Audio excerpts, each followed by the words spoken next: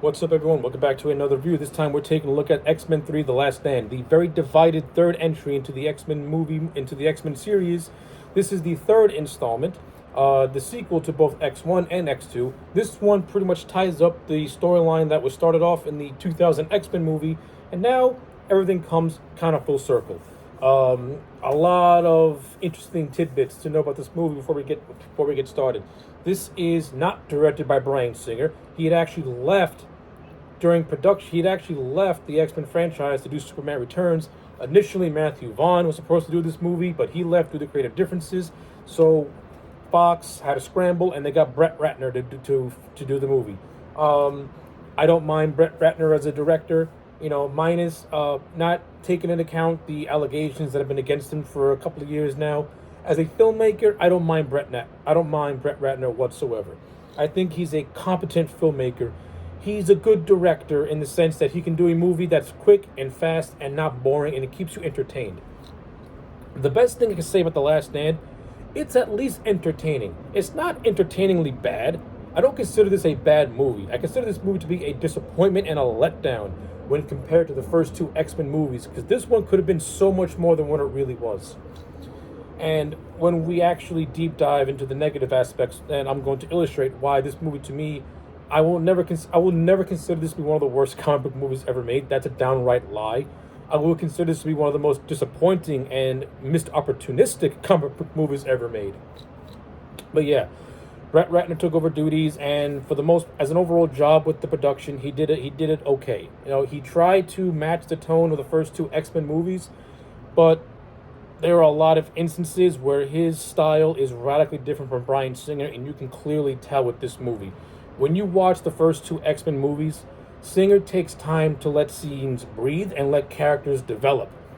Brett Ratner, he's a mile a minute. Everything with him is fast-paced, fast-paced, fast-paced. A lot of characters don't get a chance to breathe. A lot of moments don't get a chance to breathe. They just zoomed right through, and we as an audience member, we're not given a chance to feel the weight and gravitas of loss in this film, particularly that of Cyclops, Professor X, and Jean Grey. I'll get to those momentarily. But yeah, that's pretty much. But those are my overall thoughts on Brett Ratner and his take on this film. It's competently done, but it's light years different tonally and just style-wise from Bryan Singer.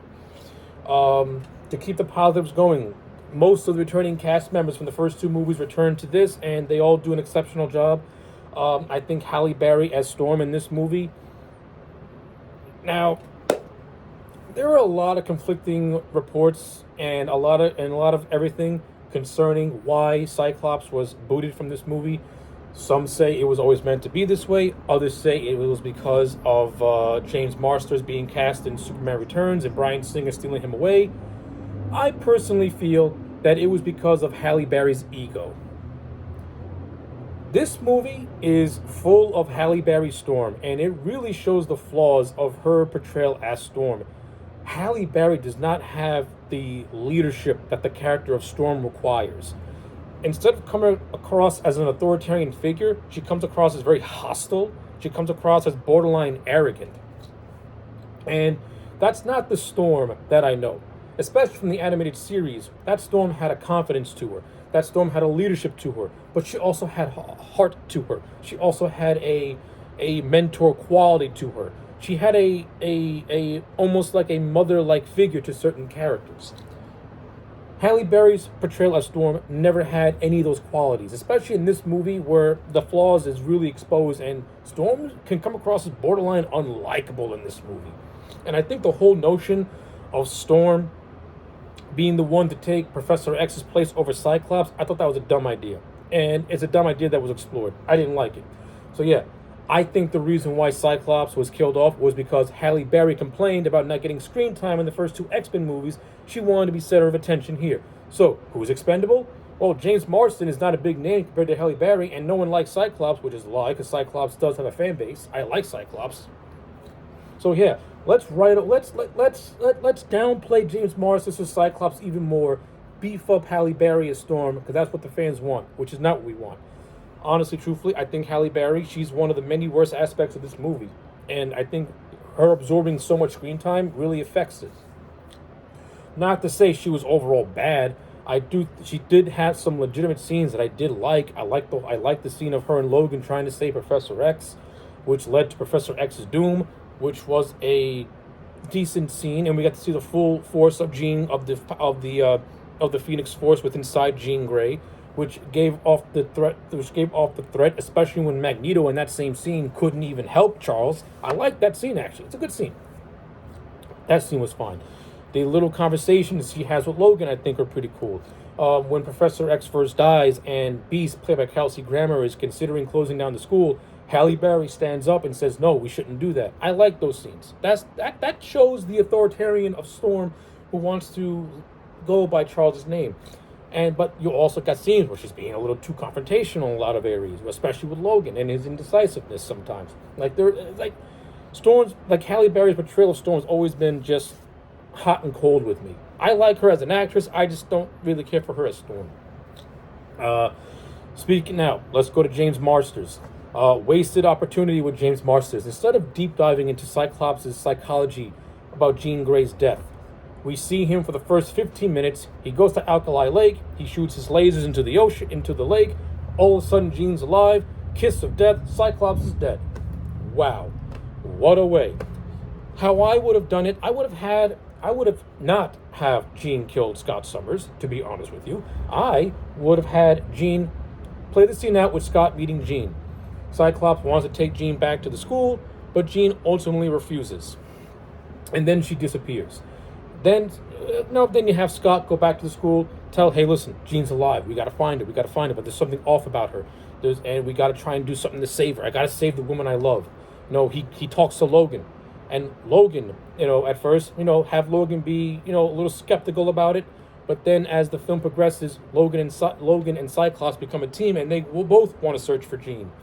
And, it plays into the whole triangle that you were building up from the first two X-Men movies. It gives Logan and Cyclops a mutual understanding with one another. They both want to save the woman they love. Cyclops more than Logan because Cyclops is Jean's love. And this X-Men 3 should have been Cyclops hitting it at all cylinders, working, begrudgingly forming a two-man team with Logan as they search for Jean. You could do the whole stuff when they find Magneto's camp, have them be attacked, but don't kill them. Don't kill Cyclops, have him get banged up, but save Cyclops' death for the climax. Have Cyclops and Logan in the climax, and Jean's power being too great, she kills Cyclops, with Cyclops' last words to Logan being, "Save her." And then you do the whole thing with Logan saving Jean. I think that would have been more powerful. And it would have and this movie could have rectified the mistakes that were done with Cyclops in the first two movies, and actually gave him a good arc that could have led to a more meaningful death instead of just a shock value death after he had a line and a half. Once again, James Marsters as Cyclops is completely disrespected and underutilized. The character of Cyclops himself is disrespected and underutilized. I don't understand the hatred that Fox and the screenwriters had for Cyclops. Why do you hate this character so much? I'll never understand it. So yeah, Storm, the way she's written, not a fan of. Cyclops is not only shafted, he's blatantly disrespected and treated like a punk. You have Vinnie Jones as Juggernaut, who's in this movie. And listen, I don't mind Vinnie Jones as an actor. I actually like Vinnie Jones as an actor. I think he's actually pretty funny in the comedies that I've seen of him. And Vinnie Jones playing Juggernaut could have been cool. But the portrayal that they decided, the direction they decided to go with Juggernaut's character was random. He became a joke. He pretty much became a walking joke. I'm the Juggernaut, bitch, or I gotta pee. Can we please have a more accurate depiction of Juggernaut? Have him be the stepbrother of Charles Xavier. Have him have this deep animosity towards his stepbrother. Let's not imply that Juggernaut's a mutant. Let's actually bring some of the more cosmic elements of the X-Men lore into this. Because Juggernaut's power comes from this Sidorak crystal, doesn't come from a mutant gene. Juggernaut's a human whose powers are based in magic.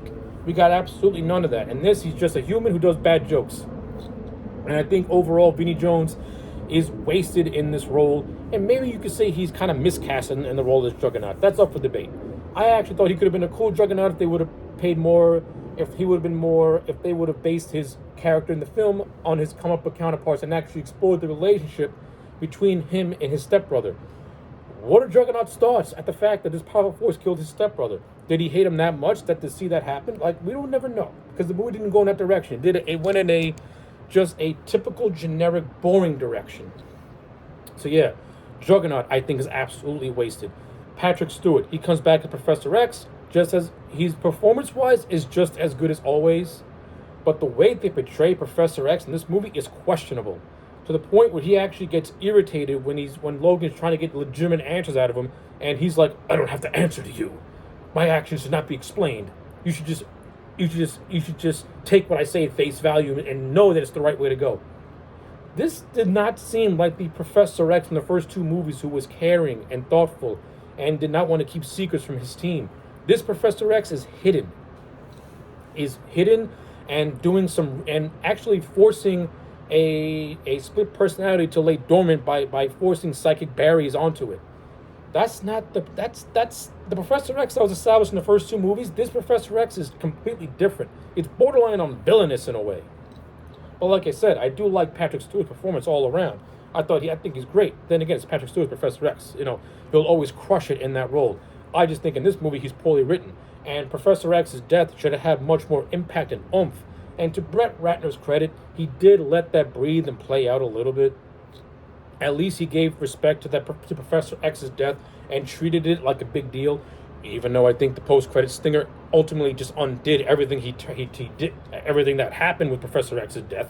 He ended up transferring his consciousness into a dormant body on Muir Island with Moira McTaggart. But the initial, I thought he handled the death of Professor X really, really well. You felt the emotional weight. You felt the impact. He let the funeral scene play out. He let the characters express their grief because of it. So I give him credit for that. The death of Professor X was well handled. The death of Cyclops was atrocious and should not have even and killing of Cyclops, if you had to do it, just do it in the way that I illustrated in this video. It would have gave Cyclops' death much more meaning, much more gravitas. And you would have given him something good to do, something cool to do. Man, oh man, oh man. Yeah, and another thing about this movie is that it also tried to integrate the Cure storyline into this thing. So you're pretty much trying to juggle two very big story arcs in one movie. You're trying to do the Dark Phoenix story with Jean Grey. But now you're trying to do the Cure storyline, and the Cure storyline overshadows Jean's storyline to the point where you're just like, okay, there's way too many things happening in this movie. This movie's trying to do way too much, and it feels very muddled. It feels very confusing in a lot of areas. Like, I understand if you want to do the Cure storyline, but do the Cure storyline the right way and the way it was meant to be. In the X-Men animated series, the Cure was not really a cure. You know what I'm saying? The Cure was created by Apocalypse so that he can create his 4 horsemen to eradicate the mutants and humankind as a whole. In this movie, the Cure is legitimately a cure created by the government. So not only do you have Magneto and the Dark Phoenix preparing for their takeover of the government, but you also now you have it's so much story going on in one movie that it's very muddled and very confusing. This movie should have had a singular focus, which is focus on Jean Grey, focus on the Phoenix, focus on how the Phoenix is changing her personality, focus on why she chose to leave with Magneto and why she thinks Magneto can help her and why Magneto really wants the Phoenix at his side. Yes, she's all powerful, but there's got to be more to it. Don't do the whole Cure angle. Please don't. It muddles the movie up. That's what it did for this. You end up getting way too much story, and it ultimately led to absolutely a very bloated movie that's being overly ambitious, and overall accomplishes very little. That's my opinion on the handling of the Phoenix storyline and the Cure storyline. Bloated, but you do have some nice little subplots. So you have Ben Foster, who plays Warren Worthington, who is the son of a politician who actually is the catalyst for creating the Cure. Ben Foster has a nice little arc as Angel, where at first he's ashamed of his mutant powers, but then he decides he doesn't want the Cure, and then when his father is in trouble, he then saves him. Ben Foster has little scenes peppered all throughout the movie and has a nice little arc for himself. It would have been cool if you would did the Apocalypse storyline, since Angel becomes Archangel, the pretty much the right hand man of Apocalypse, but we didn't get that. But in the small arc that Angel did get, it was nice. Kelsey Grammer as Beast was inspired casting. Kelsey Grammer as Beast is one of the big standouts of this movie in terms of new additions. Spot on. No complaints about Kelsey Grammer about Beast in this movie. Kelsey Grammer played the character the way I remember him from the animated series. He had that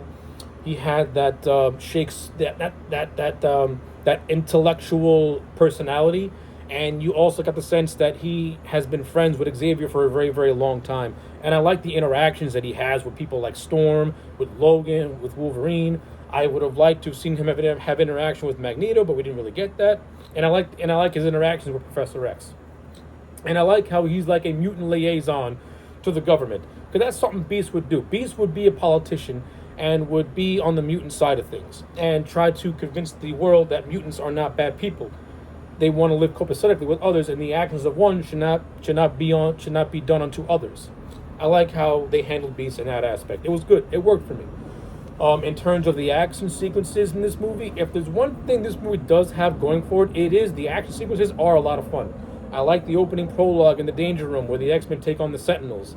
It would have been cool if the Sentinels actually played a factor, and if we actually saw full Sentinel action and not just a decapitated head of one. But hey, what are you going to do?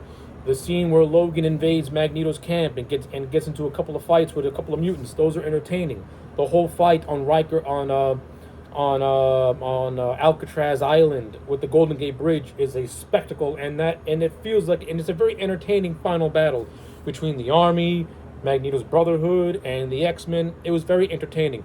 There's a lot going on, and it's very, very bloated, but at least it's entertaining and it's not boring. And that's the biggest thing I can say about The Last Stand. This movie never feels boring. It at least has a nice, decent pace to it, but the story is a mess. A lot of principal characters are very underutilized. The death of Jean, I actually don't mind Jean Grey dying in this movie, but having her die the way she did, kind of very underwhelming. Didn't really have the emotional oomph that I thought it would have had. And near the end, I never got the sense of Logan being in such dread. Like he almost seemed like he's like more hopefully optimistic. It doesn't feel like, and I don't get the sense that he's grieving the death of Jean and the film's final shot. To be honest with you, I really don't feel that. The Wolverine played that out much, much better than this movie did. But we'll get to the Wolverine when we get to the Wolverine. But yeah, the final battle is at least very entertaining. And I do like Logan being the one that kills Jean. That was good. And him being in grief for killing Jean was cool. But just like in Man of Steel, you don't just let out one scream and then the next scene you're like looking to the sky thinking that everything in the end is going to be okay. That's not Logan. Logan has always been somebody who is in constant pain and is constantly hurting. He's not someone he has moments of being optimistic, but his fear is what overcomes him more than anything. And then you get a scene of Magneto, who had been hit with the cure during the final battle, as an old man playing chess, and you see a chess piece move slightly, which renders the whole cure storyline entirely pointless, because what's the point? And then that leads to the post-credit scene with Charles Xavier transferring his consciousness into a vegetable-like body, pretty much undoing his entire death and all the emotional weight behind it. So yeah, those are basically my unbridled thoughts on X-Men: The Last Stand. I do not hate this movie, but you can tell that it's a very disappointing movie, and it could have been done so much better than what it really was. Which is why, at the end of the day, I'm just going to give this movie a solid 5 out of 10. This is a very middle-of-the-ground movie, and is a step down from 2 really good movies. This is a disappointing close to the original trilogy of X-Men films. So yeah, those are my thoughts on X-Men: The Last Stand. Let me know your thoughts in the comment sections down below. Like the video and subscribe. I'll check you back for more. Side note, the Omegas who are in this movie do absolutely nothing. Whatever. Check you guys back next time for more.